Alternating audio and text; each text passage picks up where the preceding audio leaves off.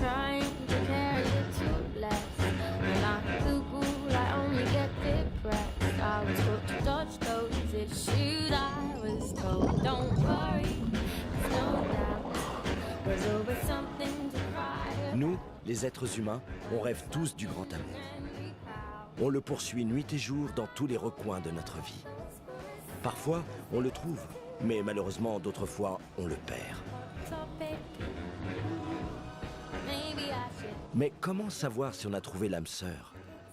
Certains la reconnaissent en un clin d'œil. D'autres passent des années avant de comprendre qu'elle avait toujours été là. Mais la plupart ne s'en rendent compte que lorsqu'elle leur a filé entre les doigts. Il ne leur reste alors plus qu'à respirer profondément et attendre. Attendre patiemment qu'elle revienne. Parce que l'amour fonctionne comme un aimant. S'il est véritable, il suffit de lui donner le temps de réunir les deux moitiés.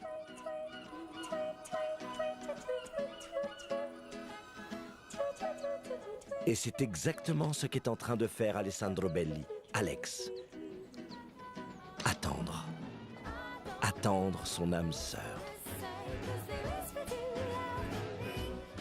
Il y a quelques mois, il pensait qu'il l'avait enfin trouvée. Alex avait rencontré Elena dans une fête, alors qu'ils avaient tous les deux 33 ans.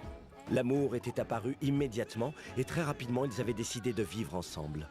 Ils avaient bâti leur relation sur la tendresse et l'effort. Une relation destinée à durer toute la vie.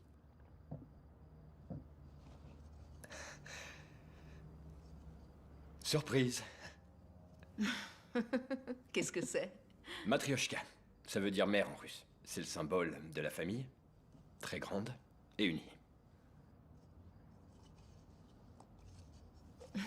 La mère donne le jour à une fille, et la fille donne le jour à une autre fille. Et c'est comme ça que l'on fonde une famille. Ce jour-là, Alex avait eu la sensation qu'il était sur le point d'entamer une nouvelle étape de sa vie. Et il avait raison. En amour, 1 plus 1, ça ne fait pas toujours 2. Et on ne sait jamais ce qui se cache derrière chaque décision. Coucou ma chérie.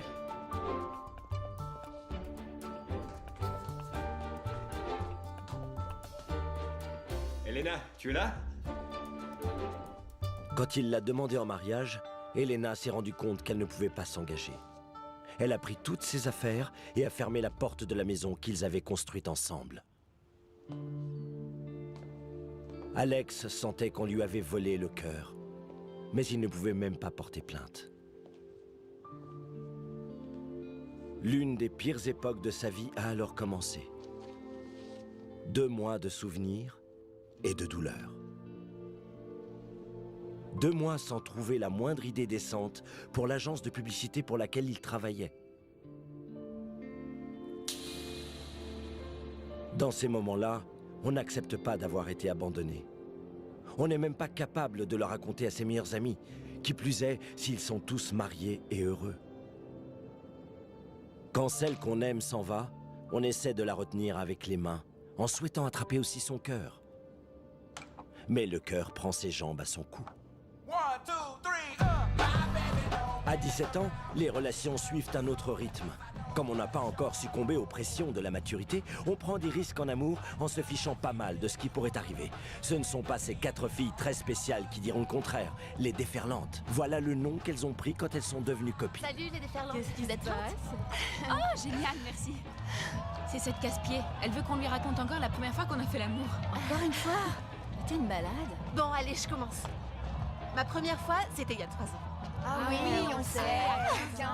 Dans une décapotable rouge avec des sièges en cuir. J'étais complètement morte. T'aurais pas plutôt préféré un bon lit entouré de fleurs, dans une chambre avec des bougies? Si, bien sûr que si, style veillée funèbre. Bah non, Diana. Ouais. C'est que du sexe.